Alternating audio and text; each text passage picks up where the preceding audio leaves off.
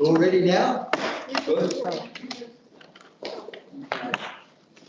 Welcome everybody, and I declare the meeting open. Oh, super, that's some person just on the horizon here. Sean Mustin. I declare that the Thames Community Board meeting of what's today, 29th of March open. And I welcome everybody, in particular I welcome the staff that are in the room here with us. And the staff that are on the screen. I just found out there was people behind those little grey images, people sitting there. Welcome Peter on the screen.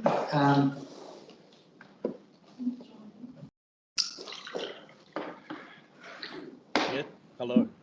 You can hear us, Peter? I can, yeah, thank you. Excellent. Just increasing the volume because we can't hear you. That's plenty, that's enough. All right, well, I'm going to call now on Councillor Sinclair, please, to lead us in the Karakia, please. Those who wish, you may stand, those who don't have to.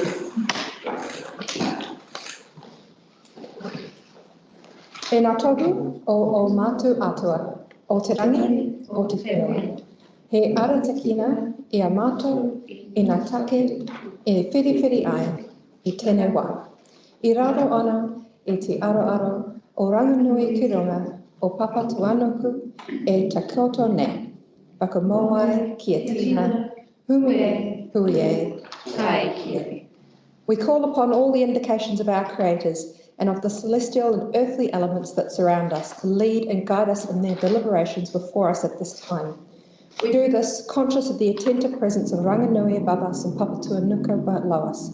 To this we hold fast, united and bound together as one. Thank you, Councillor. Peter, did you want to say something? No.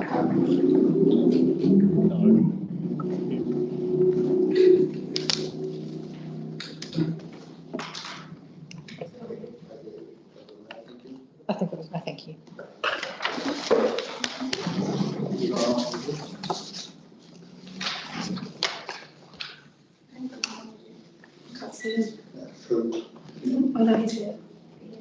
It is there. Bottom left is on the Okay.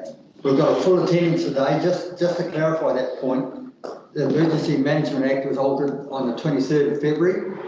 So it now allows people up to, I think it's going to be to October 2024, allows people who are online to be classified as being present and voting.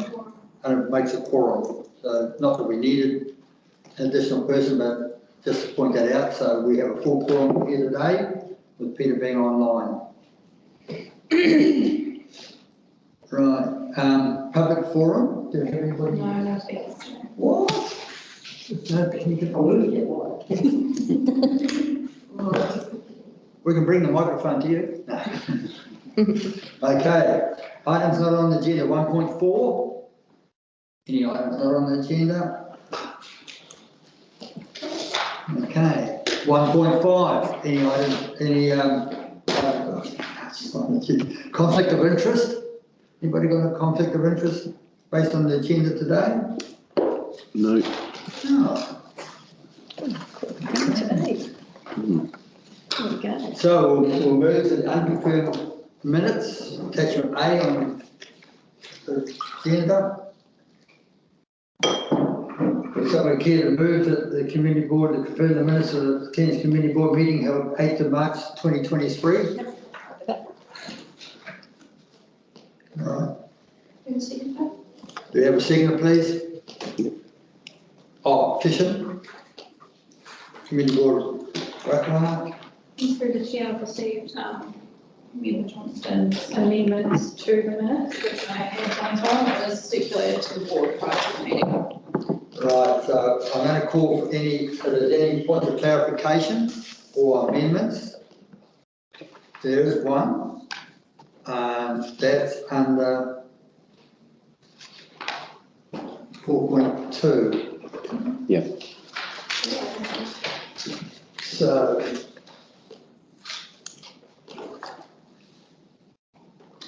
right, staff confirmed that Ensor Street, Holland Street, Mary Street streetlights are safe and fit for purpose.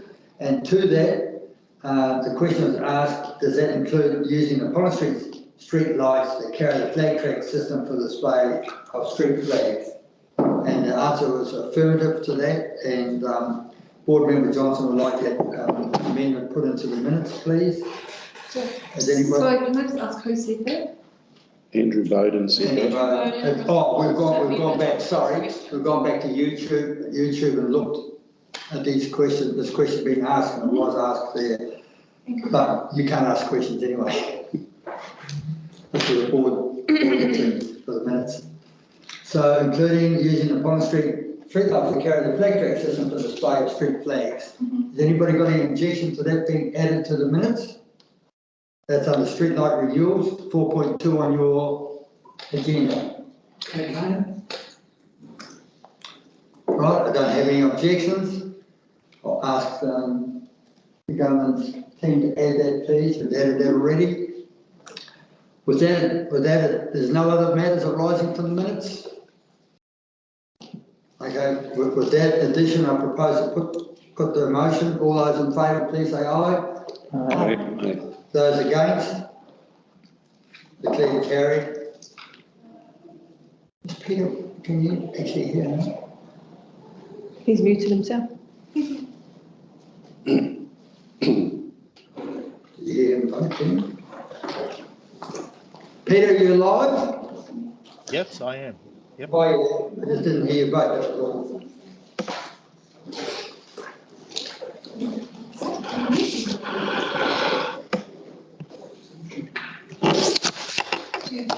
Right. Oh, that was easy.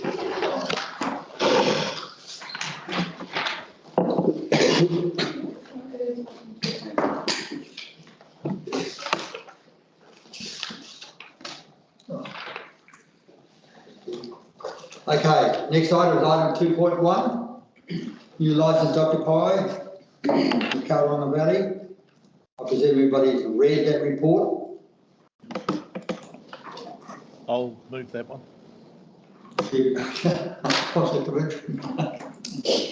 Moved by Councillor Rebel. Do we have a seconder, please? Question, Councillor Rakwa, Board Member Rakwa. Okay, does anybody have any questions regarding that or want to know any further information? Do you want to see the resolution on the board, or are you quite happy with it? It's on page 12. That's fine. It's been moved and seconded anyway. The only commentary I would offer on that is that the Lees do a really good job of maintaining that area. Right, thank you for the comment. Okay, being no further comment, I propose to put that motion. All those in favour, please say aye. Wait. Those against, be carried. Now, into item 3.3, draft 2023-24 annual plan, Thames Community Board submission. Who is? Okay. Oh, Becky, can you see Yeah. the screen, please, for Rose? Yep, certainly. I'll just put it on there now for you. thank you.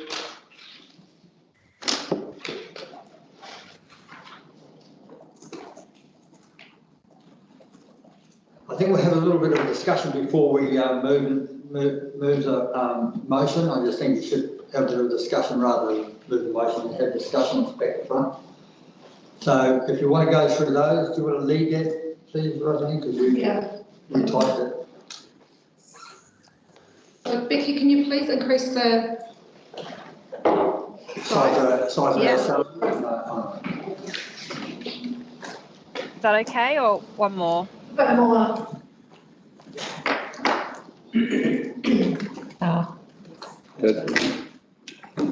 Good. So this submission summarises the answers to the questions in the submission form that's online. The first question is, do you have any comments on the proposed rates increase? So I'll just give you a minute to read it. Becky, can you please page up a bit?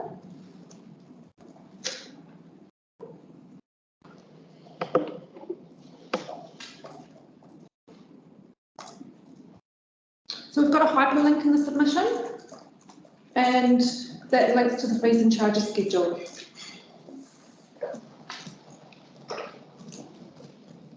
So everybody understands what the proposed rate increase, 13.7? Okay, going on to the next question. Do you have any comments on our updated operational works program?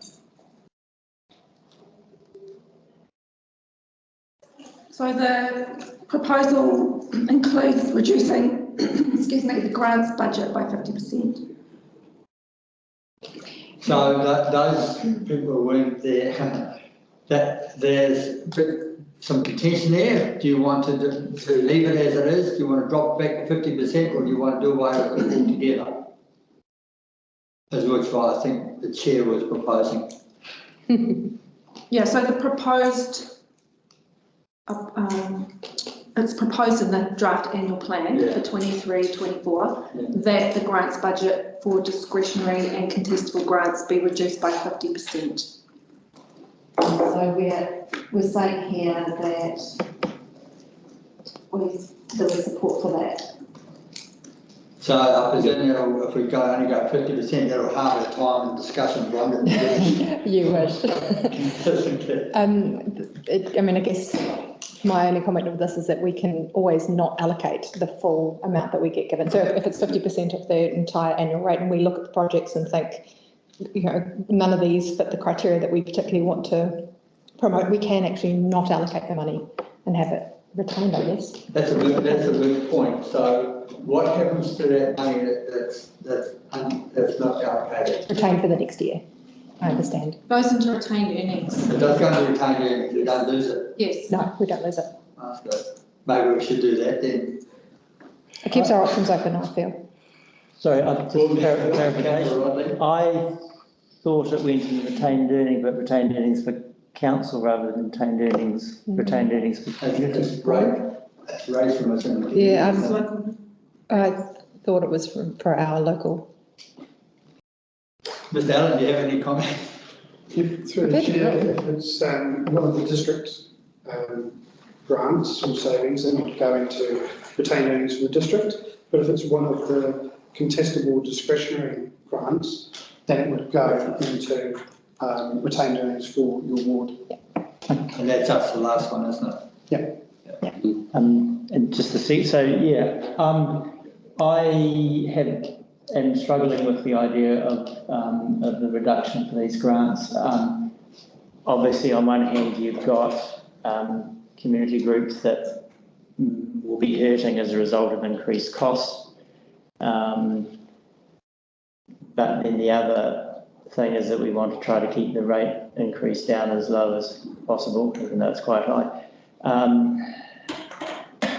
And I think it's a very small percentage difference that it would make to the rates. So I'm still struggling to try to get that balance between putting it as a rate on people to then hand out to the community groups that are struggling, or trying to ease the rate burden very slightly for everyone, but reducing our grant for our community groups by 50%. So, yeah. So the grant pool is, the grant funds are already oversubscribed substantially. So what does that mean? It means that if the budget is cut by half, it'll just make it way more oversubscribed than it is already. Yeah. But do we have an option to not cut it by half, or is? You've got three options. We've got three options. And when does it get discussed? Reduced by 50%. Yeah. Or do away with it altogether for this year only. So you've got three options. So when does that get discussed, and when is that? Now. Now, so we're making the decision now? Is that We correct? are. Okay. Well, As to the this is not our submission. Yeah. On submission, yeah. And then council, once we've had all of the submissions for the annual plan, we will deliberate on what our community is telling us, including what the community boards are saying. Right. So I think, you've been to all the community board meetings, we're the last, aren't we? So all of them so far have taken a 50% drop, haven't they? No? No.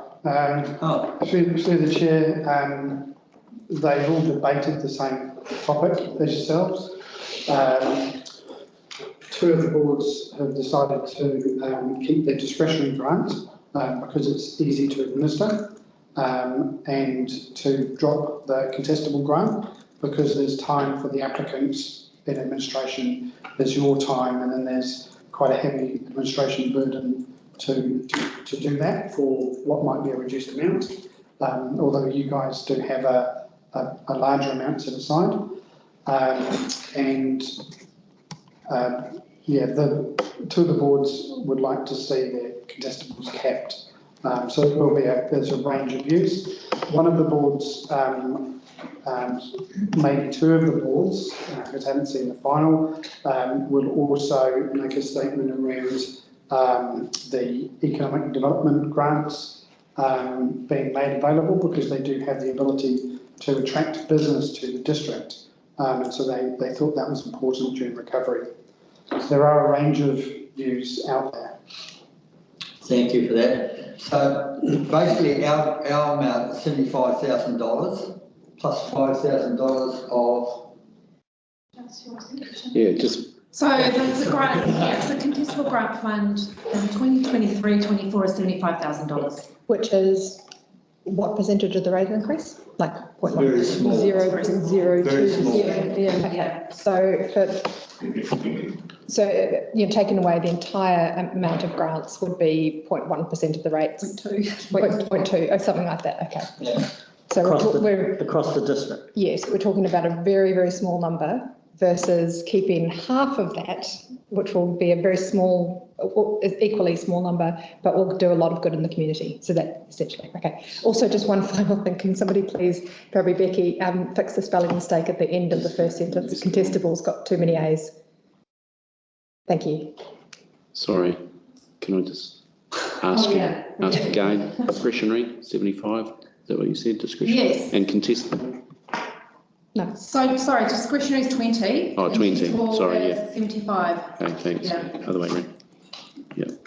What's the $5,000 that took it up to 80,000? Oh, that was our district. So there's a district pool for cultural and heritage grants, and our portion in 22-23 was $5,914.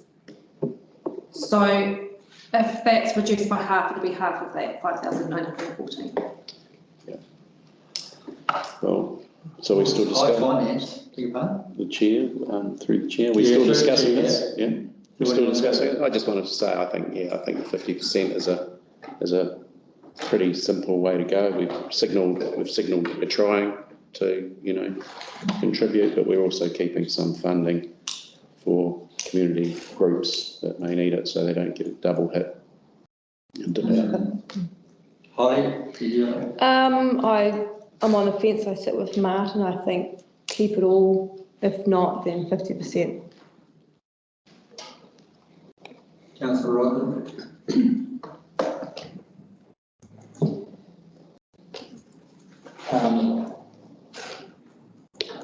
Yeah, I'm just bearing in mind what Councillor Sinclair said as far as we will take the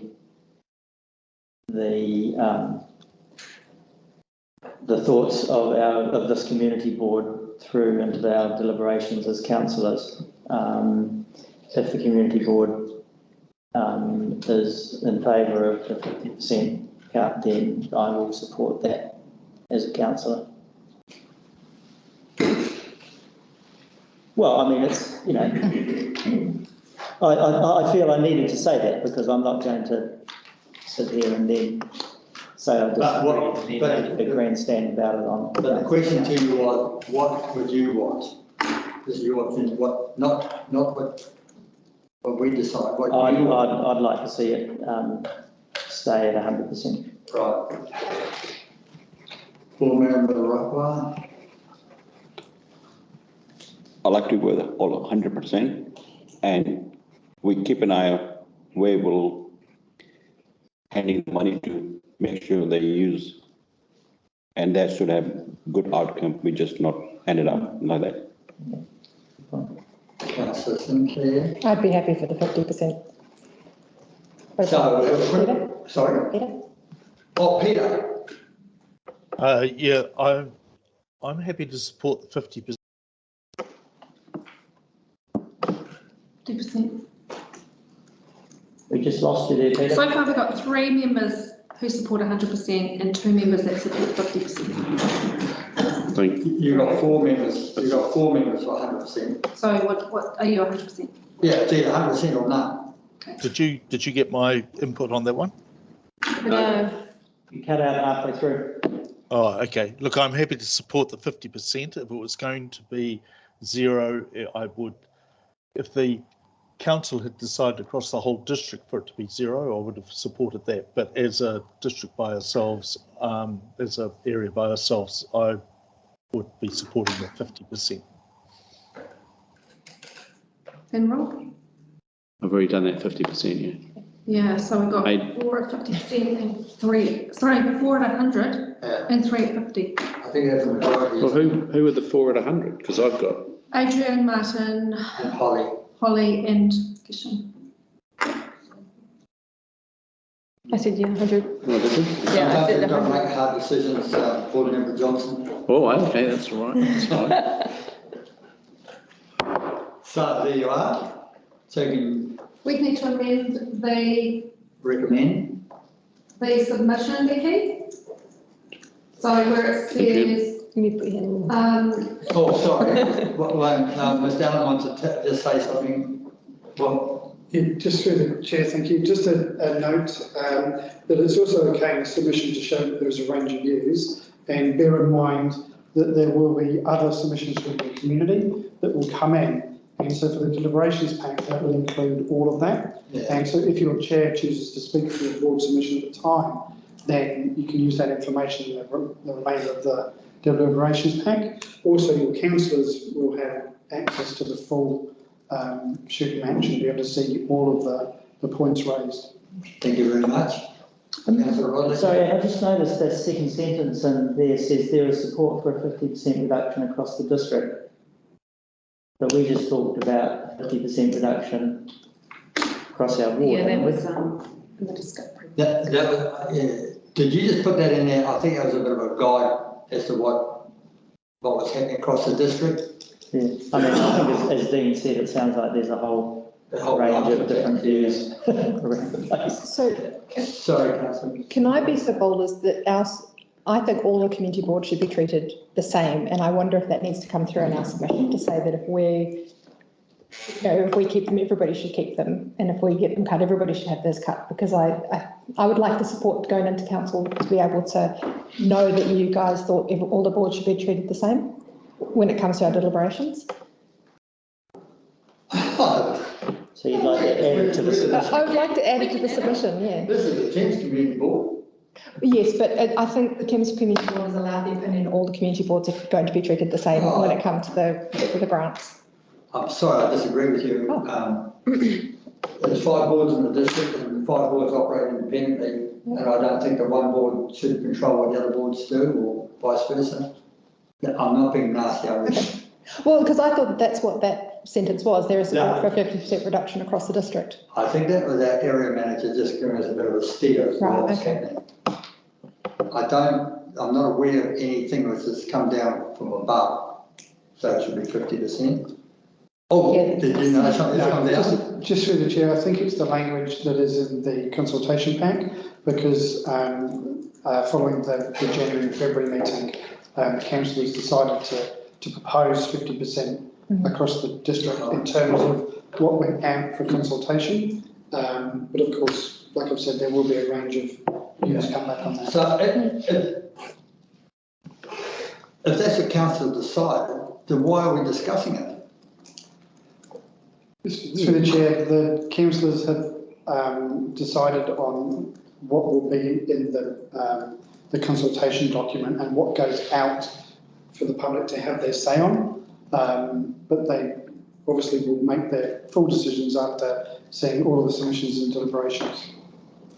So in that case, what goes out in the discussion document will be Thames Community Board wishes to retain it. It's discretionary funding. Okay, so just to clarify where we're at, So we'll amend the submission to say that the board had a range of views, with the majority supporting retaining the $75,000 as budgeted and for contestable, and 20,000 as budgeted for discretionary. And then if we can get to a position on Robin's comment where either all boards have the same position or you're happy for individual boards to have different budgets. I think so.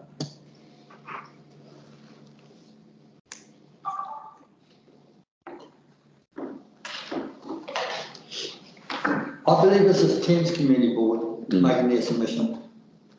Yeah. And that's what we want, please. So Becky, can you please amend this so it says Thames Community Board reviewed the proposal produced, by 50%. The board had a range of views.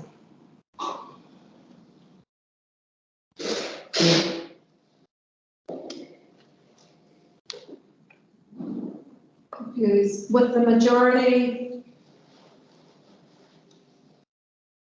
supporting retaining 75,000. Sorry, supporting retaining the 75,000 Or retention. as budgeted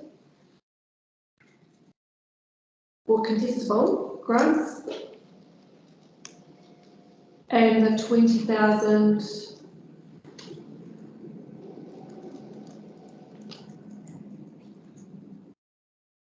discretionary. And we hadn't put in the cultural and That's council gives us 5. yeah, that's a district one. Heritage one. So do we support that as well? Yes. absolutely. We support retaining that 100%, the 5,914? Yes? Yes. Yes. Okay, so the board also supports retaining. Board member Johnson wants to make a comment. Also supports retaining, it just takes a minute to read through this text so everyone can see what it is. Yep. Also supports retaining the cultural and heritage grant as budgeted. Or it should be fund, not grant, sorry, as. And that's $5,000, is it? 5,009, yes, it's not, it's just the Thames portion of the district, and the district is about 30,000, Yeah. and it's just broken down. So yeah, this year was I think that's 5,000. important. Keep that. Okay, is everyone happy with that? Is it, can I just ask, is it worth putting 4-3 in front of majority? No. You don't do that, you just go with No. majority? You don't, yeah? Okay, In fact, that's fine. it wasn't wide range. When you stop and think about it, it was either 50% or 100%. So there was only two schools for school. So Becky, just back up. We've got grants to select that, and it'll be, discretionary funds. Funds, So Rob, discretionary in funds. the original version, Thanks, Lucy. there was a line, in addition, some members support removing the discretionary and contestable grants budgets for 1 year. So it feels like we've flipped entirely. Are you suggesting that we have a line that says some members? Oh, no.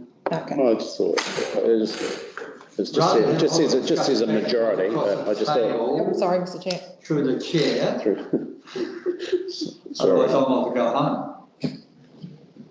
Okay, let's move on to number 3 now. The question is, do you support the deferral of the Pollen Street redevelopment to the financial year 24-25 and beyond? And I think that was quite clearly spelled out at that meeting.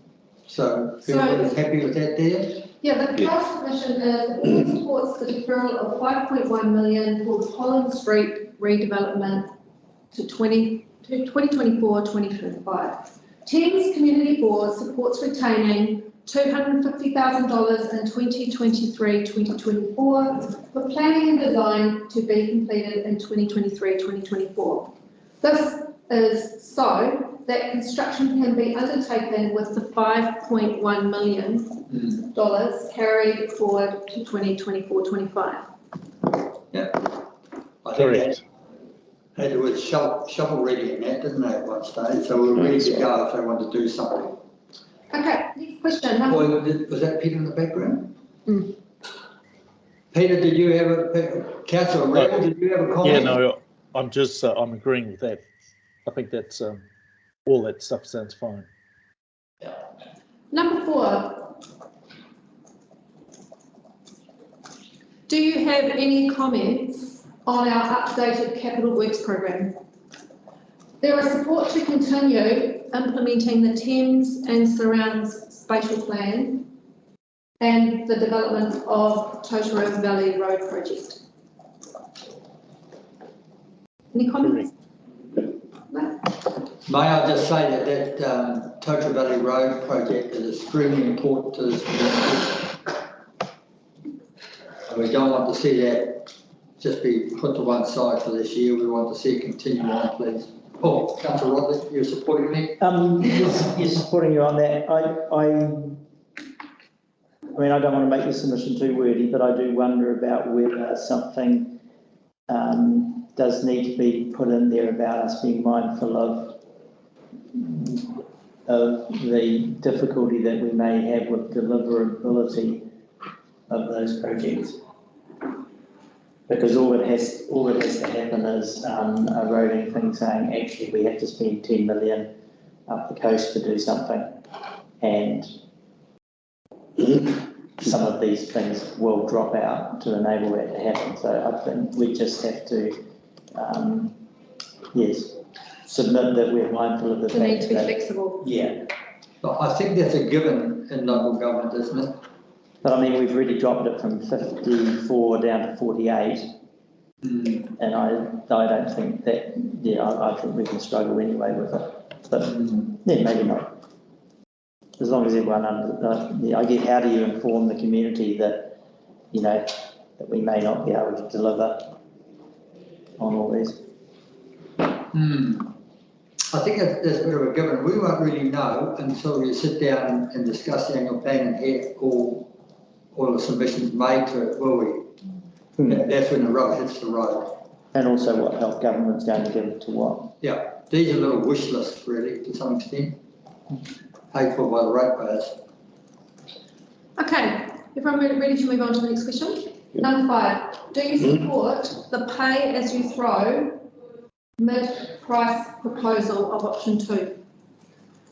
The board considered the 3 options presented in the proposed 2023-24 annual plan Mahiria consultation document and supports the implementation of option 2. Is there any comment on that? I think that was quite clear cut, wasn't it, a discussion area? Okay, any other comments? No. And everyone ready to move on to the next question? Yes, ma'am. Number 6, do you have any comments on the proposed fees and charges? Thames Community Board is reasonably accepting of fees and charges as presented. So those fees and charges, I had to ask Roseanne about those, and if you go in and have a look, they include the things like the War Memorial Hall and those types of things, library and things like that. So they weren't big increase. I mean, $5 for a red chair or something higher at the hall. Look, the most expensive thing was $20 for a lectern. I was thinking, wow. I think they'd give you a lectern, wouldn't you?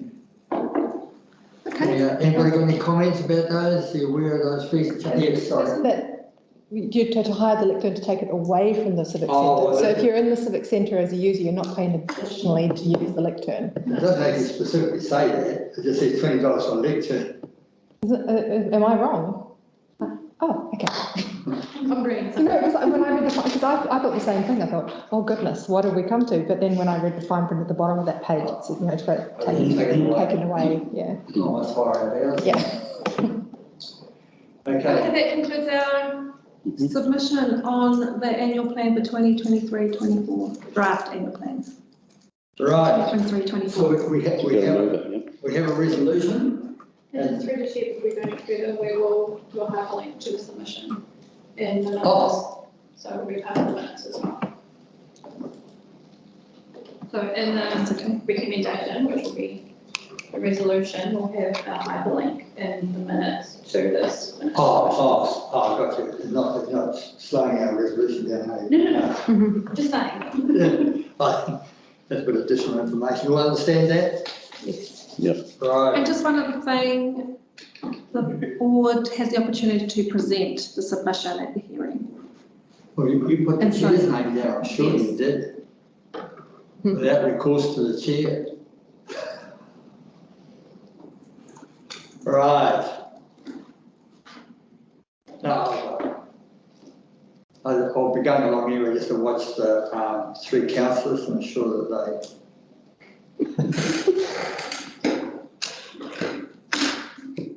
Okay, so Adrian will present the submission on behalf of the board at the hearing. That's exciting, isn't it?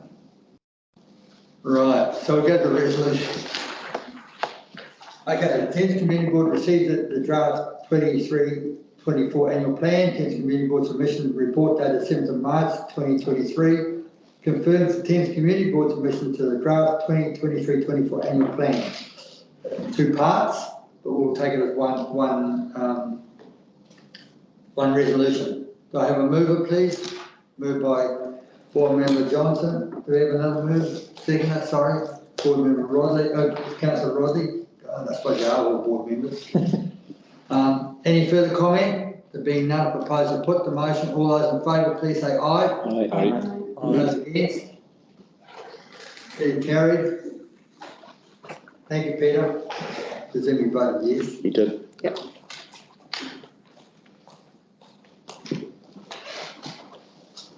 Thanks, Vicky. Thank you, Rose. Thank you, Rose. Right, 4.1. Oh, right on time, so. 4.1. James online. Hey? James is online. Oh, okay. 4.1 is a new licence occupied road reserve 108 Kōpū Road, Kōpū. And that, in a brief summary for those who are all there, that's a brief summary or discussion we had the other day, a couple of us. That's to get the sewer line across to the new BP service station / hamburger. So has anybody got any concerns or comments? One good discussion that we had amongst, oh, here we are. So Peter, oh, Peter. Sorry, Peter, didn't realise. So that's a good start. Sorry, you want to comment? I am assuming that this sewer line is going to be underground. Yes. And therefore, my understanding, the licence to occupy related to assets above the ground, not below the ground. And anything below the ground was some sort of easement or something like that. I'm not a lawyer, but it just seemed to me a licence to occupy for a sewer pipe running underground isn't the right mechanism. Sorry, through the board, through the chair, sorry. We put the submission to the legal team on whether or not a licensed occupier or an easement would be, in this case, the best option, and they came back with the licensed occupy requirement. And what was the reason for that, please? I'd have to confirm that with legal. I'm not sure. I couldn't say. I can find that out for you. I would appreciate understanding why. Sure. Yeah, why the basis of that decision. The basis of that decision. I'll email our solicitor now. Thanks, James. What did Peter say there? I have no idea, Philip. You're saying he would appreciate who's that start, James finding out. Oh, yeah. Maybe. If we can take it as an action and get a response and send it out to the board. Yes, we won't have. Or it might even happen during the meeting. Oh, Can we go back? so we can let that one lie on the table and come back to it. I think it's a valid question. I don't think anybody else has got has licensed occupier with a sewer line going into their property? Surely. Through the chair though, if it's been referred to legal and legal have come back and said this is the way to go, surely that's. And all we're asking, Board Member Johnson, is what is their reasoning behind it? Because, you know, the sewer that goes to your place is not licensed occupier. Seems odd. You can put the item later on the table, find out and come back. So we leave it on the table? Right. Yeah, look, I think Oh, there we are. there are two options that legal have considered. You know, it's just be useful for us to know that, hey, this one, we're doing this way rather than that way, because obviously there are two ways of doing it. Well, why are we doing it that way? Because it's cheaper, it's faster, it's whatever it might be. There must be something, and I think it would be just good for us to understand that. That's good. She's like, Alison. Thank you, Councillor Rebel. We now have Alison, who's going to give us the legal reason. This is very quick, isn't it? Really a great board, eh? Thank you, Alison. To ask the question. Oh, I've got to ask the question. What? Hello. Oh, Peter. Hi, I've just been asked to join, but I don't know what the context is. I'm sorry. That's embarrassing. I thought, wow. Peter, can you ask the question, please? Sure. Thanks for coming on so quickly. I'm asked the question is a lease to occupy the right mechanism? I had always understood that a lease to occupy was for assets above the ground, whereas the sewer pipe, I'm assuming, is definitely going to be below the ground, and that perhaps therefore it should be an easement or something like that. So we're advised by James that legal had said that license to occupy was the right mechanism, and so my question is, of those two options, why is that the right one to choose in this context? Okay, I would have to actually go and have a look at what that particular item was about to confirm, but a license to occupy is often an option. So in order to answer that question, you might just have to give me a few minutes to find out what the advice was that sat behind that report. What's the address? I was just going to say, this is a license to occupy on a road reserve at 108 Kōpū Road, Kōpū, the BP service station. Okay. Do you want to come back to us? We can let it lie on the table, and then we can catch up with you again towards the end of the session, please. Okay, I will. No additional cost to us if we leave it lie on the table. Come back with your legal advice later, is there? Oh, absolutely not. No, I'm staff, so so I'm available. So I'll do a little bit of checking for you and be able to report back. Thank you. Okay, thank you. So 4.1 we'll leave it lie on the table. Right, takes us to 4.2, CAPEX work program. This is the one we like to go down item by item, so we make sure everybody understands what's in front of them.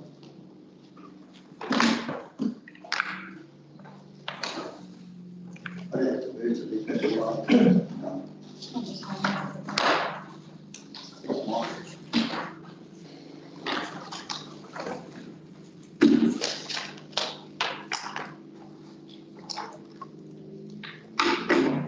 No, I think I should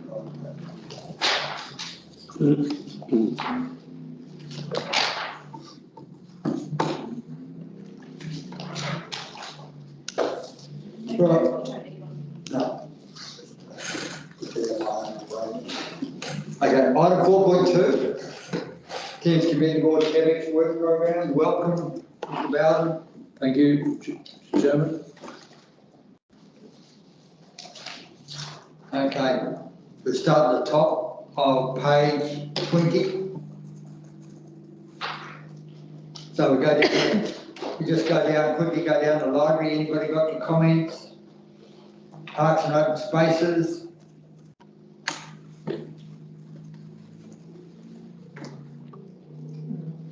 Car park resealed, anything there? When we were talking about park playground, there was, I think, some query about trying to mitigate the cars opening the doors and children and people getting out on Queen Street. Yeah.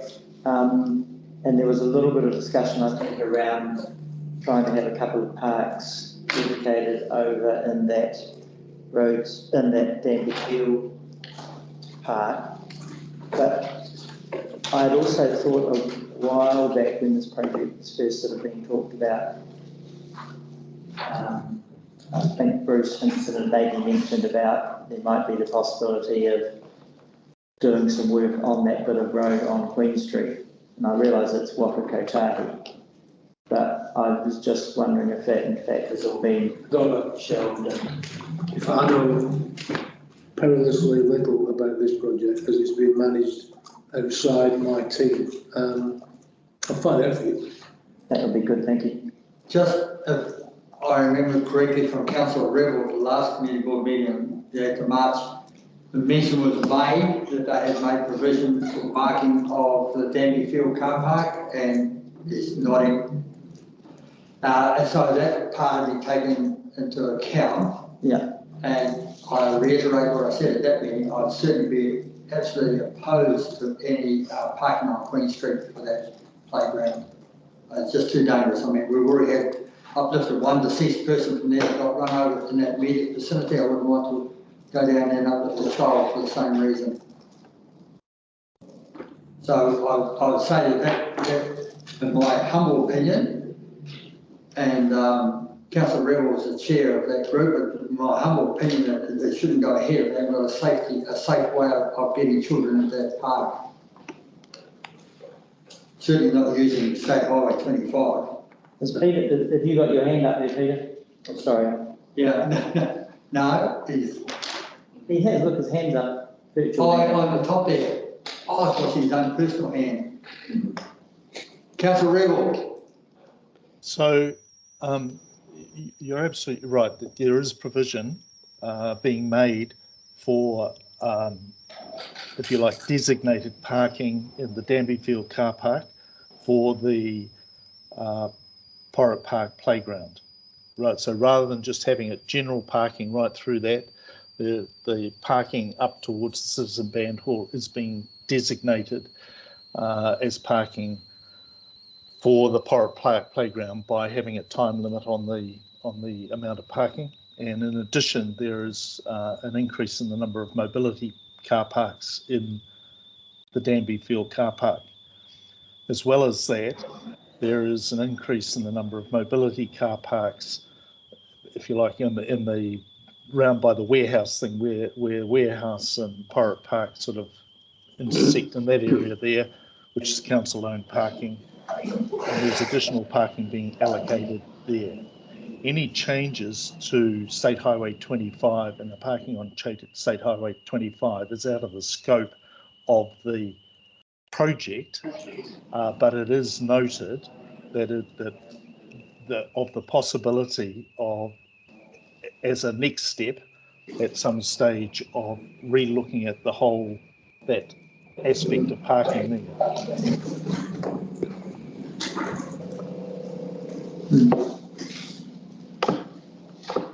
Thank you, Councillor Rebel. Okay, community roading, going through that there.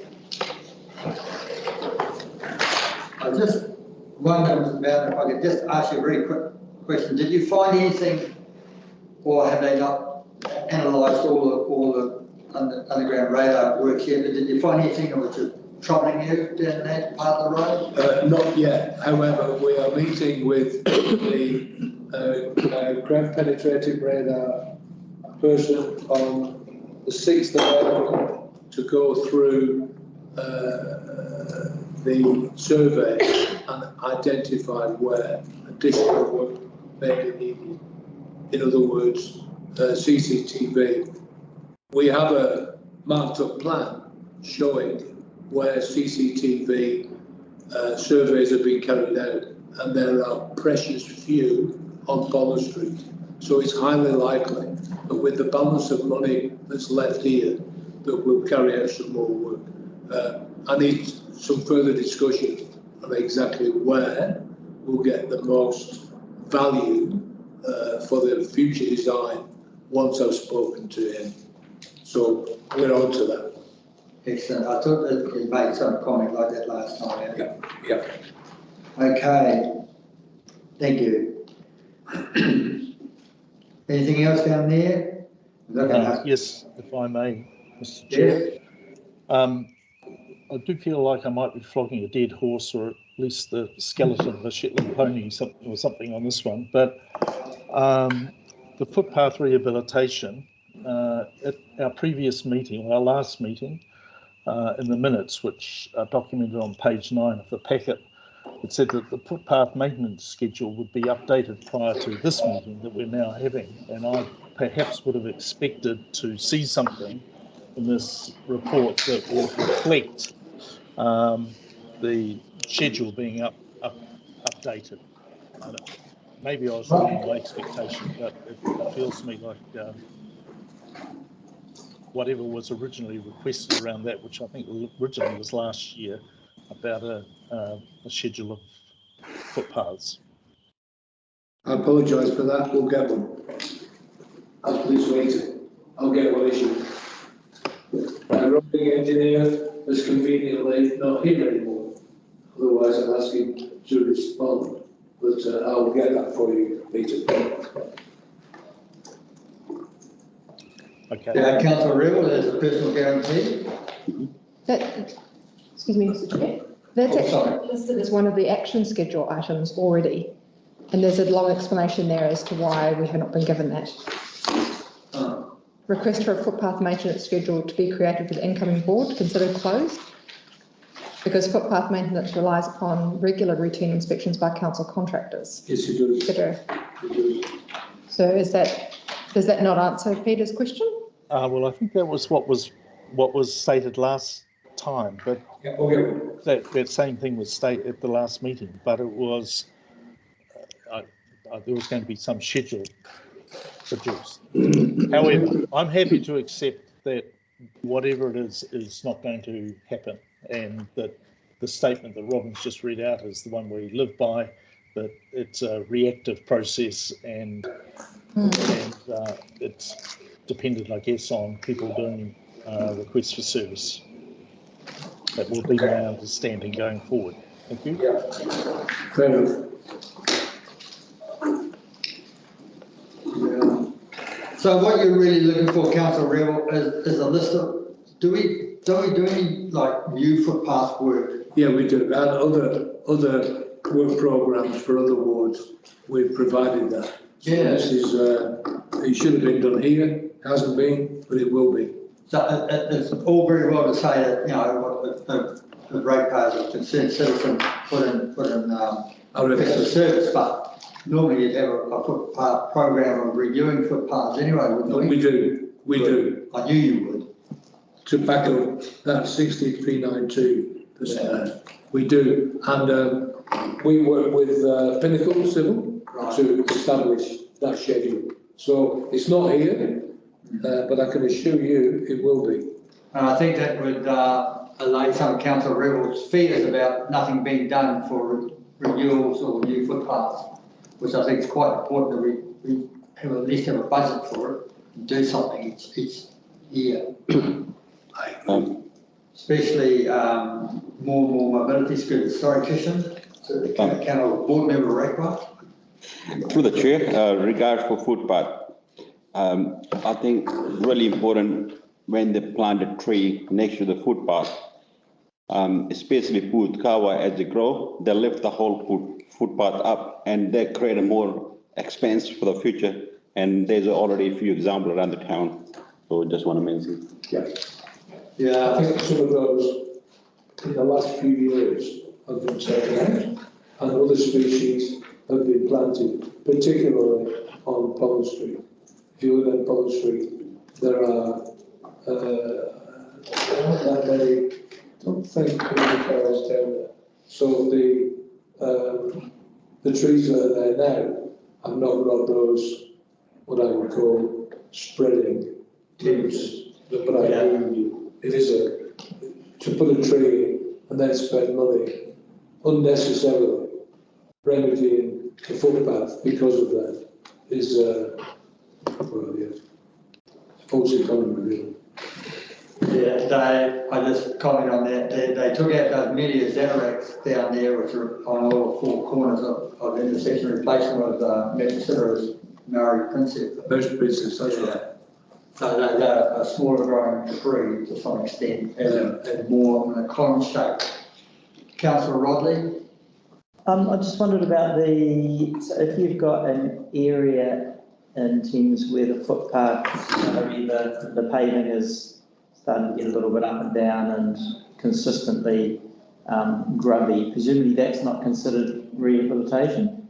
That would just be considered under rec services, general cleaning?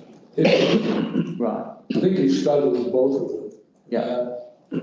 My previous experiences where you've got those, rather than rip the roots out and eventually kill the tree, you can put boards over there so that the pedestrians and people in mobility scooters can traverse over the roots without killing the tree. Yeah. Yeah. I don't think rec services would necessarily pull out the roots. No, I was more thinking if there's, I mean, I think there is a little bit of a perception that there are areas within Thames where pavers, particularly the brick ones or the non-concrete ones, are dirty and slippery and getting out back in alignment. I just wondered if that fitted into there. Or it'll fit in the schedule. Right. It'll fit in the schedule. So what Pinnacles will do is they'll see how much budget we've got and then go around the streets basically to identify areas such as the ones you mentioned and then remediate. Okay.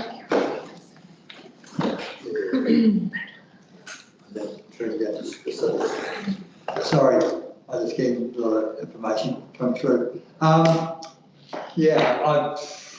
just quickly take up on that point about those bricks and those corners, particularly around Carson's ANZ. They definitely need water placement cleaning more often. They do. They also, I've got another report anyway. I won't go down that part. I got in trouble last time for saying too much, didn't I, Peter? Right. Any other questions there? Total Valley Road, street light renewals, anything else? Yes. Andrew, could I request for just when we report on Total Valley Road, in addition to the narrative, could we just have a little bit of data, in particular, the progress that we're making with the negotiations with the residents under the Public Works Act, etc., etc. For instance, we're negotiating with, we need to negotiate with 25 people. We have now, we're now all sorted for 8 of them, or whatever it is, just so that we can, on a month-by-month basis, can get a sense of the progress of the negotiations, which, So it's just request for additional data when it gets reported about that, please. Okay, I can tell you, yes, the answer is yes, we'll provide that. With regard to all the 20 properties, they've all been issued with the valuations and the proposed agreements, and those are currently with them and their lawyers at the moment to review what the valuations are and come back to us, hopefully, with signed agreements. So that's where they are at the moment. But I will, with the next report meeting, I will include that and tell you where things are. Excellent. Thanks, Andrew. So at the moment, of the 20, we haven't yet got any signed agreements, but... No. Okay, great. Thank you. No, we haven't, but the impetus is on the property owners and their lawyers to come back to us with any comments. I'm told that up to now the attitude of the property owners has been very positive, and we're hopeful that comes through with the signed agreements. But they've all been done, and the agreements have been drawn up by our legal department with the valuations put in, copies of the valuations attached to them. So, I'm pretty confident that probably within the next, I don't know, 1 to 2 months, we'll conclude them all, hopefully. Is this, Mr. Bowden, is this slowing the project down, waiting for these things? No, No, that's good news. because we've got a concurrent process for the designation of the road that is current right now, with the appointment of a commissioner to review that. So within that programme of approximately 2 months, right, we're hopeful that the agreements will be made. And as we're going to tender next month and hopefully starting work in September, that the designation will be approved by the commissioner and the agreements in place. So I would anticipate that, as we've said in this report, that work would start on or about September this year. And that's good news, really. Providing nothing happens with the annual plan, of course. Well, that's why we put emphasis on the fact that we want to see that Touch Bay Road looked after. Yes, I You noted that down. I know that. I agree with that. It's critical for our future development in this area. A lot of work has gone into this. Yeah. A lot of work. Well, 70 sections of line just sitting up there on the right-hand side waiting for access. Yeah, I'm familiar with that. There are other people further up the road who have a similar view. Yeah. More sections, more rate money. Yes. Right, airfield. Any comments about the airfield? No, halls? Sorry. Oh, sorry. Sorry, can we go back, street lighting? Oh, yes. Oh, right. Almost over a week there, when you come from town to Pollen Street, the intersection by Tyre Park, they're pitch black at night time. I'm not sure if anyone checked that area. There's no street light on that. I spoke yesterday to the lady who manages the pool, and she alerted me to the fact that there are 3 or 4 that are not working as well. I asked her to speak to James, and I'll find out where those are at the moment. So they're not alone. The ones that you mentioned are in addition to those 2. I don't know whether one circuit switched off. I don't know. I've no idea. But it's being followed up on. Right. May I just say, without any fear of losing my free coffees down at your place, is that some of these things are requests for service. If you put them in as a request for service, it's got a number and it's allocated someone to look after it, and they must report back to you in a good period of time to let you know what's happening to it. Is that recent? Excuse me. Go, you go. Is that recent, Kishan? All over a week, because when I finish work, I normally go. Oh, that's in the power of the air. No, before they start demolition. Yeah. We got one on So Saturday. it's a bad picture for the tourists who come in night time, you know? Yeah. Or in the dark. Yeah.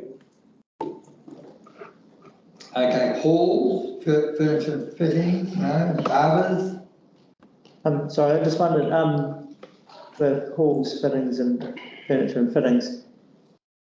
It says $54 spent so far this year, well, since July last year. Doesn't seem like much money considering I've changed light bulbs in there. But anyway, the installation of the ramp in the loading dock area, so does that come under furniture and fittings of the hall?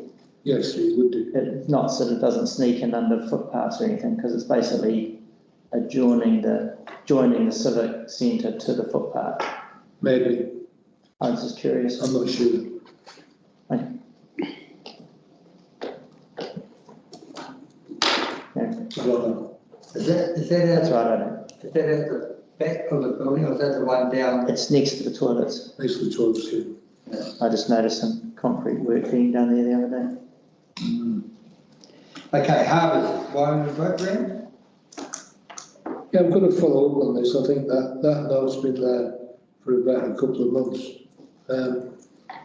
I know there's a concrete slab going to be constructed there very shortly, but exactly when, I don't know. So I'll follow up on that. Excellent.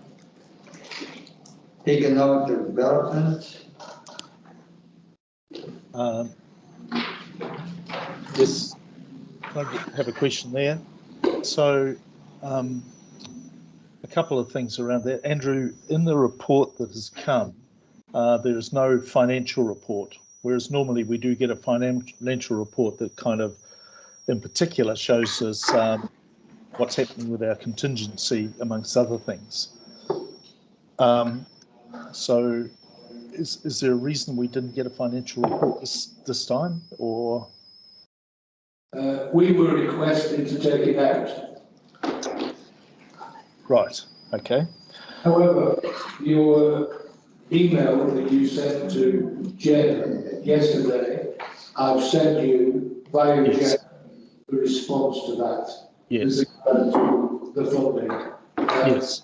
If you want which I'm sure you do, if you want the contingency tracker that we have, I will make sure you have that. Well, I just think in the previous reports we've had that financial segment at the end of it, and I think that's a useful component of the project report. Which, I'll pass that back. If that can be done in the future, that would be helpful. I'll pass that back to the person who requested we take it out, and it'll be in future reports forever. Okay. Councillor Rebel, we do have answers to your questions that you emailed in, if you want. Yes. So we have received the email. You've got the email, excellent. Yeah, and that's and thank you for that information, Andrew. That's really, really good.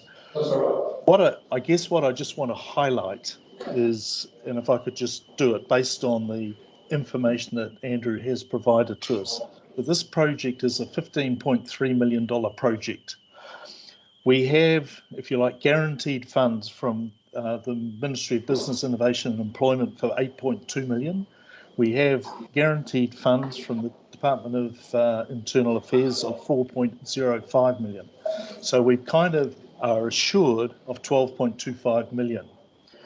We have applied to the Waikato Regional Council for $1.13 million, but that is pending. We do not have an answer on that yet. And I guess we're hoping and assuming it's going to be yes, but it's still not a confirmed 1.13 million.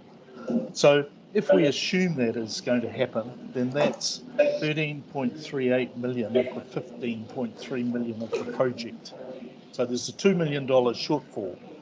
We've had $500,000, 0.53 of a million associated with capital works around King Street. Yep. And then the final bit to make up the 15.3 million is a 1.4 million, which the community board has approved. Correct. If we, as the community board, need to stump up with that 1.4 million, it's going to have a rates impact on our people. So the hope is that we would never have to dip into that 1.4 million. And the community board in the last term approved that because we needed to guarantee the entire project for the project to proceed. Based on the current numbers, the only way we are not going to have to dip into that 1.4 million is if the contingency that's set aside for this project does not get spent. And so what I'm saying is we need to be just tracking very closely what is happening with that contingency amount, because if that contingency amount goes, it does get spent, then we will be going to our ratepayers and saying we need you to pay some more rates to cover the 1.4 million. So I just want to state that so that we're all aware that how the finances of this project are running is really important to the ratepayers of our district. Whether or not there is an other source of potential funding beyond Waikato Regional Council or whatever, I don't know, but at the moment we're the backstop for ensuring this project gets completed. I just want to remind everybody of that fact. Thank you.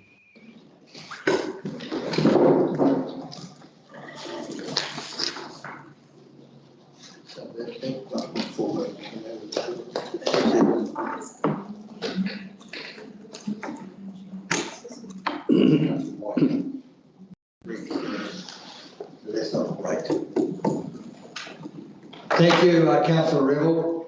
That 1.4 million actually comes off our funds down at Waikato. That's a little cover account we have.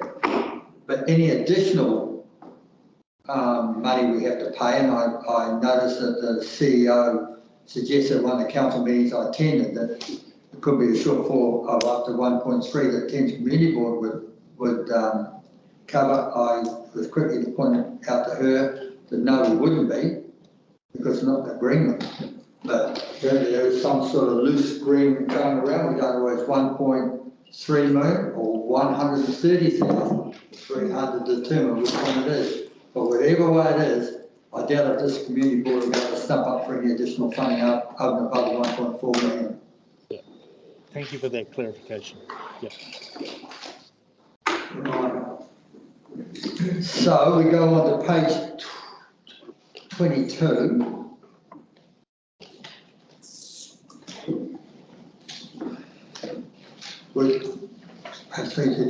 Page 22, which is district stormwater. That's back in the Totara Valley Road again. So that's all on target, is it, Mr. Bowden? Totara Valley Road? That's on target, eh? Yes. Yep. So then the district wastewater.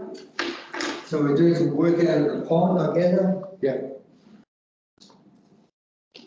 I bet they're actually working out there right now. They do some desludging now at the water treatment plant, wastewater treatment plant. Yeah. So district water, Thames South water systems improvements. We're working through that now in tandem with the work that we're going to be doing on the new water treatment plant at Pariri Matatoki, which starts officially from a budget perspective next year. Right.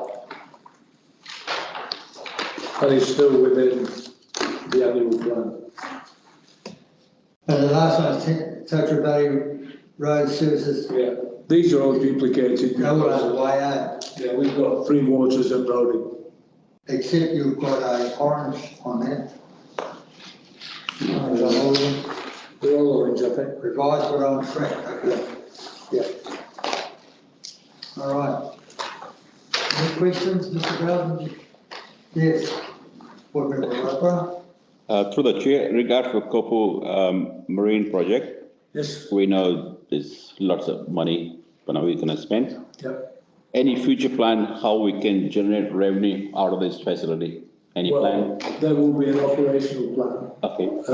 An adaptive management plan established. Excuse me, before the project is completed. So that's current at the moment. Okay. Exactly. Sorry, exactly who's going to do that, I'm not sure about at the moment. It's still being looked at, but there'll be funds from that for using the boathouse. Okay. One more regard for Pollen Street upgrade.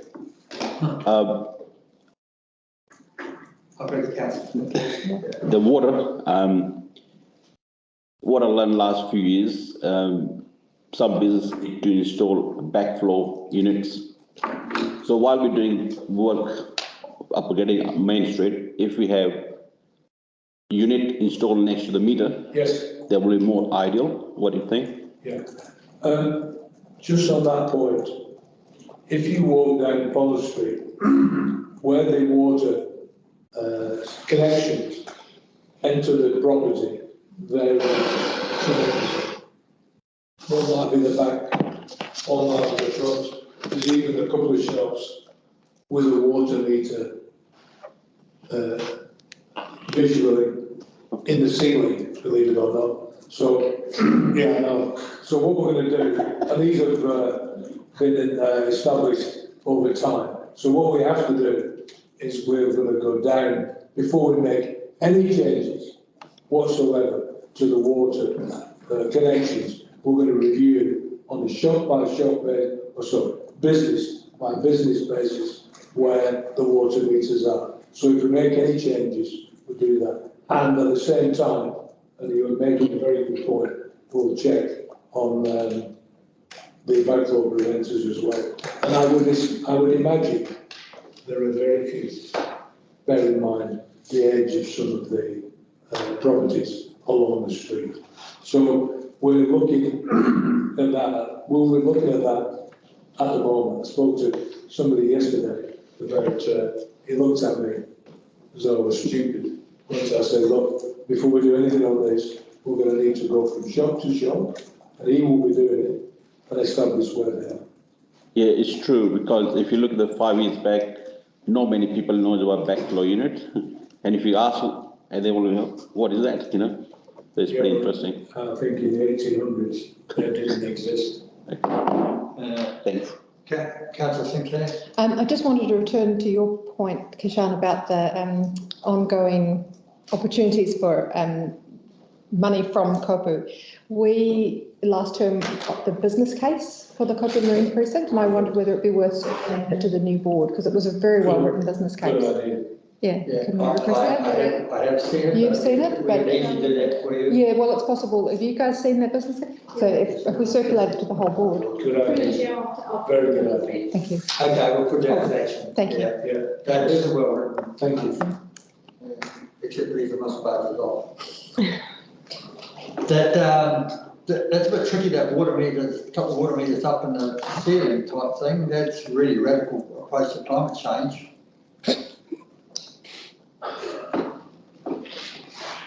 I agree. When it comes in, go again. There's a lot of So many questions. a lot of variety, put it that way. Yeah. Oh, well, we're lucky to get water. Thank you very much, Mr. Bowden. Oh, sorry, one more. So in the top of page 24, Thames Sub-Regional Aquatic Facilities Project and Thames Sports Partnership Project. Oh, It says full list of potential sites being considered before compiling a short list for each project. So as a Thames Community Board, are we going to get to see the full list of potential sites? I mean, I don't necessarily want to see them now, but are we going to get to see them?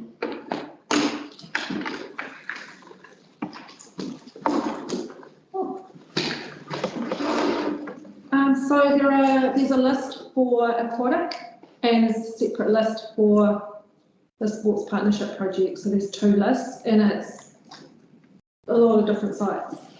And so the first step was to do a high level assessment against those key success factors that were resolved when we did the resolution.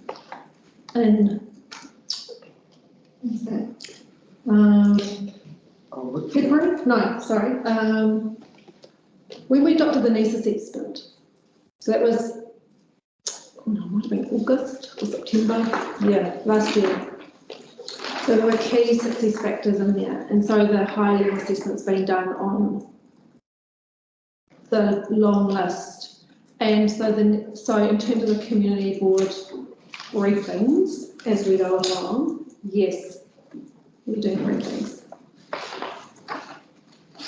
I just feel it would be useful, not that I'm going to jump on Facebook and refute every site that people are suggesting, but it would be useful to know if there are sites that have been, that were in the full list and then didn't make the short list, and the reason why, because that's what people will be asking. That's great. And if there's a vacuum of information, then people will make up the shifts and stuff. Yeah, remember that there's 2 stages, so there's the high level, and there's, remember that from the report that we call them the fatal flaws, from the needs assessment, fatal flaws, and so some of them were just eliminated because, you know, they're high risk flooding or, yeah. But I'm talking to Andrew's project manager, and we will arrange the next briefing soon. Yeah, it's all in the we've got a project plan, so that's all in the project plan, but yes. So is everyone else comfortable with how, with wanting to see the list of stuff? I mean, this is just me, I don't know how everyone else feels. So you are asking for all the places they looked at? I don't think it's essential, but I think it's good. It's a good idea, just to make sure that everyone knows where we're at. The important briefing will be the one where we have the shortlists, yeah, so that you can see why sites are on there. Regards for the swimming pool, current swimming pool, how much time we have left? 4 years. If we can't find alternative, what happened? So I'm not too sure in terms of the year that was nominated, but there would have been some estimating around that at the time, that it was actually identified as the year. And in consultation, I would say with Ngāti Maru, I don't know, but that is the year that we are aiming for. And so far, at the moment, we're still on track, yeah. But there's a lot of water going under the bridge, so to speak. You know, this is going to be an expensive facility, and there's going to need to be a really good funding plan, but that will come. Is it okay to ask what year and who signed those papers that will be out by 2027? I've not seen a We don't paper, know. Okay. and I don't think it exists. Oh, it's in the reserve management plan, that's where we've seen it. So where we get the 2027?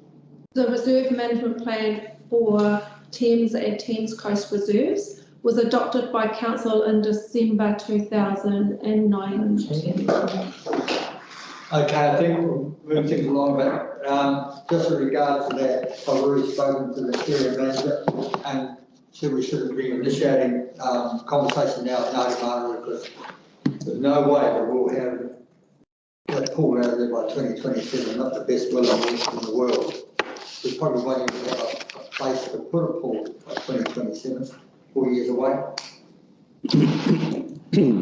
So, Chair, we've got a representative from Ngāti Maru on our steering group. Yeah. And they are, Ngāti Maru, in the process now of just having a look at those initial high-level sites to give us some feedback on their comments, you know, just give us their comments. And I think we are, it's a little bit like, you know, where the building's identified as being earthquake risk, and you say, right, the government says, right, well, you've got a certain amount of time to fix it. If you're starting to show some intent, if you're drawing up plans, if you're getting more assessment and stuff like that. So the fact that we are starting to do the process for alternative site for the pool shows Ngāti Maru that we are serious about it, and then we're not just going to get to January 2027 saying, sorry, we couldn't make it.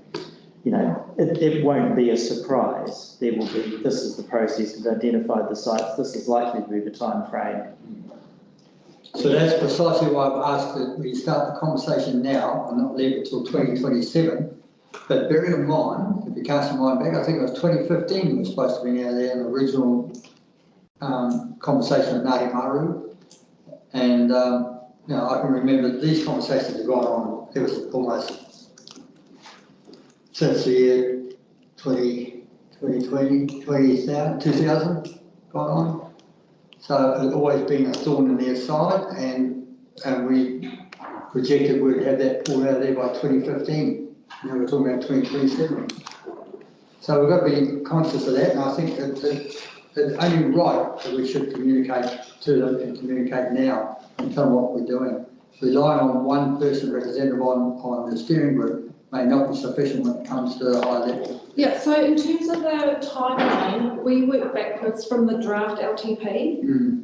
And so that's the timeline that we are on at the moment. And depending on what's happened in the LTP process, then we'll have another timeline from then on. But, you know, the timeline that we're on at the moment was, it started, you know, last February. So it was a 3-stage process, and we're in stage 2 now, which is the feasibility study. The next stage is the business case. And as I said, you know, there'll be briefings, you'll be considering, this board will be making a decision on the location in this term. Was there a discussion in one of our meetings way back, one of the original ones, about putting one of us on the steering group? Yes, there was. There was. Did anything come of that? No. So there has been resistance, mainly because of the perceived conflict of interest that there could be. And so we have discussed and agreed that there would be a representative from the community board, a lead for the aquatic project and the sports partnership project, but not attending steering group meetings. So the ones that I attend, not as part of the community board, has there been a meeting recently? Like that Those stakeholder meetings. So yes, we do need to do some more communication with the sports groups and the aquatic groups. And the last meeting we had was to present the needs assessment. That was in December. Okay, so what range is it? Because coming up this afternoon, we have appointments and portfolios, and you'll find that some of those things come up in that there. Yes. Just through the chair, it seems like this is something that you want regular updates on through your networking meetings, so we can look to arrange that. Also, as well as the working group, we do have a regular meeting with Ngāti Maru that we hold, and that's at a more senior level, so we can make sure that the latest on the timetable is discussed at that meeting. Yeah. If I was to comment on that, I mean, in previous years, I hate going back, I seriously detest going backwards, but we always had elected members talking to Ngāti Maru, not staff. So that's up to you, but the old saying, rangatira to rangatira.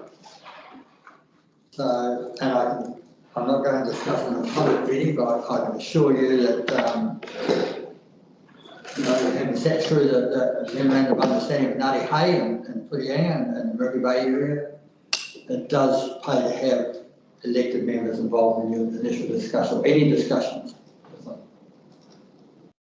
Okay. Any other questions on that update there?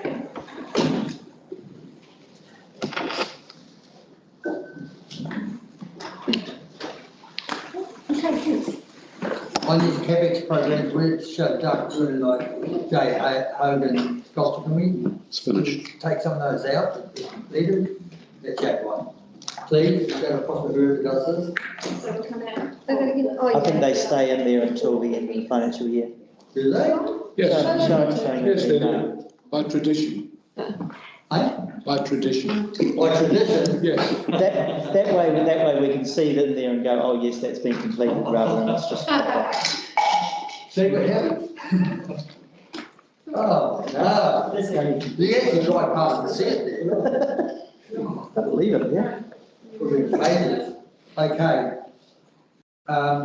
Thames Community Board, somebody care to move that we receive the Community Board CAPEX work program 23-23 and other information updates reported.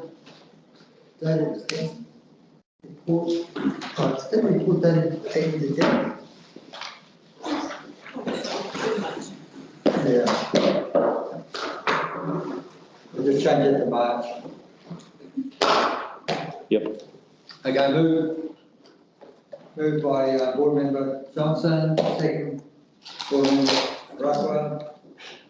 Any comments? All those in favour, please say aye. Aye. Those against, stand carried. Thank you, Mr. Bowden. Thank you, goodbye. We'll be back next month. Get out of here quickly. Running up the road. James is online and I've got an email back from Alison as well. Oh, Okay, Want me to read that yes, out? please. Okay, she said, road Councillor Rebel, you online? Yes, I am. Okay, you've got a report back about the legal opinion? Okay. So Alison Hunt, our legal counsel, has said that one, road parcels do not have records of title, so easements cannot be registered, i.e. no protection for council. Two, a licence to occupy is consistent with the way in which we manage other infrastructure across the district.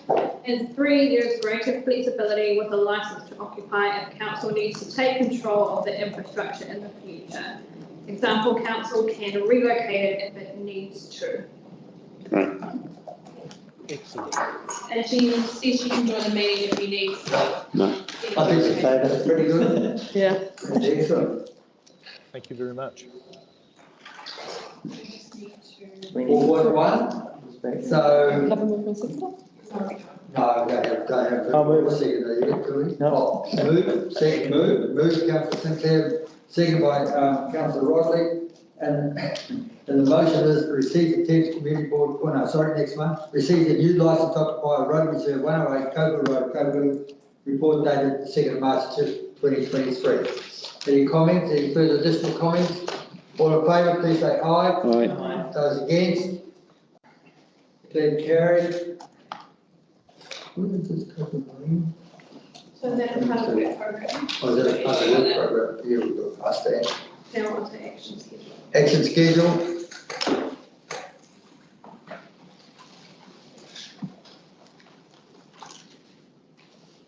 I don't know if I have it anyway. Oh, we're all closed. Yep, Yeah. they're all closed off anyway, aren't they? The action schedule. Through the chair, can I just ask something? Yes, certainly. Just clarification, I think Rose or somebody, the action schedule, just because it shows the status is closed doesn't mean that everything's stopped on it. It just means it's been assigned to somebody. Through the chair, yes, exactly that. Yeah, just been assigned somewhere and somebody may still be working on all these things in the notes commentary. Yeah. So, okay, so these are all showing closed and where it's been assigned to is at the end. And then, okay, so do they get as parts of that is the next action schedule that we see at the next meeting Yeah. going to So be the what, next action will schedule the will have notes that. commentary be reduced as to what has been done and just the outstanding bits, or will there be opened? They will be removed, so anything that's They will closed, be. sorry, through the chair, anything that's closed here will be removed. Yeah, But it doesn't mean to say it's deleted, it'll still stay in the spreadsheet that we monitor. So it's Oh, not yeah. going to be deleted, it's not going to disappear. Yeah. It'll be there for future reference if we even need it, but yes, they are directed onto the appropriate Yeah, department okay. to look after. And then any actions from today will then be put into a new into one. action schedule for the next Okay, that's all right, okay. That explains, I think. Because it just seemed, to be honest with you, we just seem to be recycling information. That's fine. So some of us go back to 24/08/22. Yeah, that's all right. So, but they haven't been actioned by now. Okay. So just through the chair, and carrying on with Board Member Johnson's comments, I kind of like the idea that things hang around, because if someone says to me, oh, what's the story with such and such, if I know that it's still on the action schedule, even though it's closed and even though the work's been done, it means I just have to go back to the last community board meeting minutes, find the action schedule and go, oh yes, that was done, it went to this team, they've done it, the date that it was done was this, job done. If it disappears off there, then I've got to hunt back to try to find it. And I know you've said that it will kind of stays in the system, but I prefer but I prefer not to have to bother you folks. And for the sake of not taking something off here, that's taken a whole lot of work off you having to then go and find something out for me, which I'm just about to ask about something, and because it's been removed from there, then I'm going to have to ask Mr. Hinson, probably who's just turned up, about it. But I just sort of struggle with the idea that something here is closed. We don't have a, when it might be done or when it was done alongside it. I just sort of feel this action schedule might need some additional work. What do other people think? Is it just me? Yes, no? Yeah, I think that's I'll through shut the up chair. if need be, but I'm just... Yeah, you've got a point. So I knew you were asking that through the chair. Yeah, it was a long question, I apologise. The Chair, Martin, it's definitely something we can look at, but at the moment, the action schedule there's 100 lines in it at the moment, so it would be quite big to have something like that in the agenda, but there could be a suggestion to show the full schedule at a formal meeting. Not sure, something we can look at. Or a outside of the link. meeting. I think you could have a bit of consideration in your comments about that, and maybe if they could be, I don't know, loaded in the computer so you can pull them up yourself or whatever. We'll have some discussion about it later on. But basically, some of those things are going back into 2022. So I don't know how far back you want to go, back ballpark to go back to 2022. I don't know how far back you want to go to tell people what was happening. They were caught on by now what happened in September and October last year.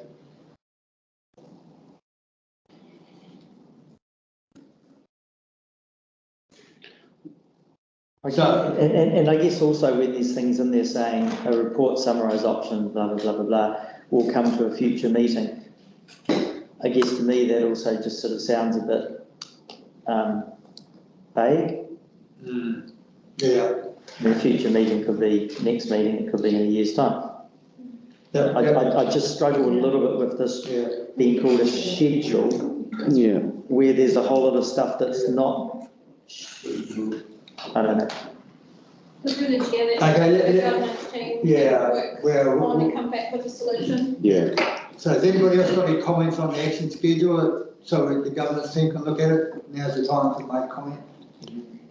I was only just saying, that's what brought it up in the first place, because they all show closed, but even the very first one says, the very last line is a working group was recommended, and I just wonder what step it actually, who takes that next step when it was recommended was the last. Well, does that become, I guess what I'm saying is, does that become a new action now on a totally new action schedule? A working group was recommended for the KBRT thing or not? Through the chair, that was what the consultant recommended. Yes, okay, I understand. But I mean, that's what I'm saying. Is it for? We'll have a look at it because that goes back to August. I wonder why the previous board did not set up the working group. Yep. Okay. So it just sort of drifts through month by month, doesn't it, to be honest? Yeah. Getting very close to August of this year. Okay, someone care to move the action report be received? A piece of paper, so it's be received. Let's do this one here.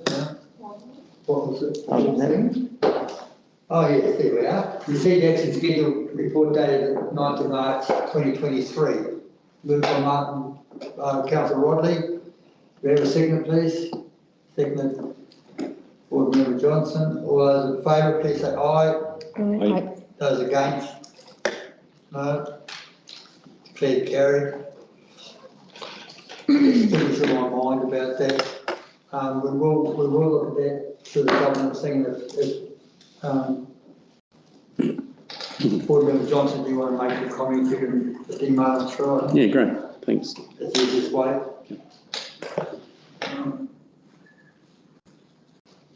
So, do you have any comments there, Board Member McKenzie? No. Nothing? About what, sorry? Oh, the action schedule. No, no. That's good. I want to get your name on one of the motions, that's all. Yeah. You might like to see the chair's one. Okay. Okay, the last item is a chairperson report, which makes us running about half an hour late. So, take it as read, except with regards to the first paragraph, I must say that going down and talking to the public every second Saturday down the Grahamstown market is an amazing situation.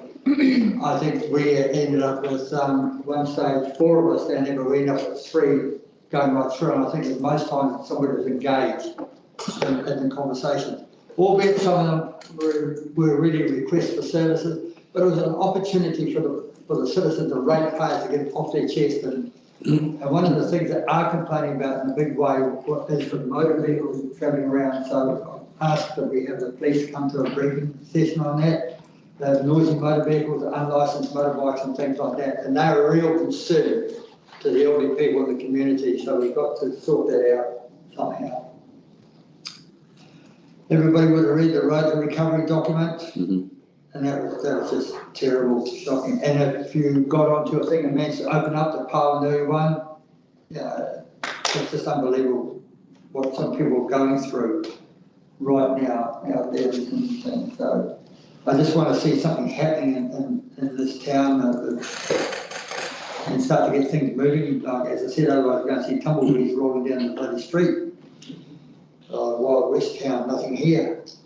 The sports club, rugby and sports club, thank goodness that Deputy Chair Johnson has taken that upon himself to help out those people out there, and I'm very grateful for that, and I'm sure that they'll expedite that matter very quickly through there. There is a meeting this afternoon with regard to that.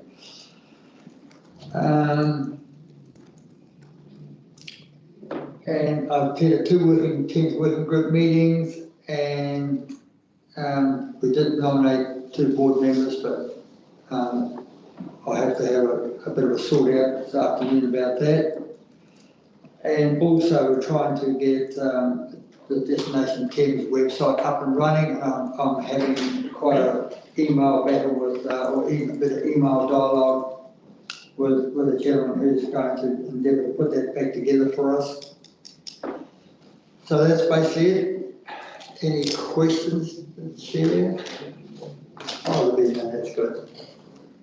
So, I'd like to move that we receive the Chairpersons Report dated the 7th of March 2023. I'll move that as Board Member Mackenzie wishes to second that. Oh, yep, yes. Thank you. Always. You can count on me. Right. Okay.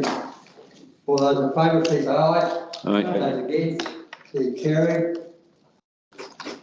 Okay, we'll try to meeting.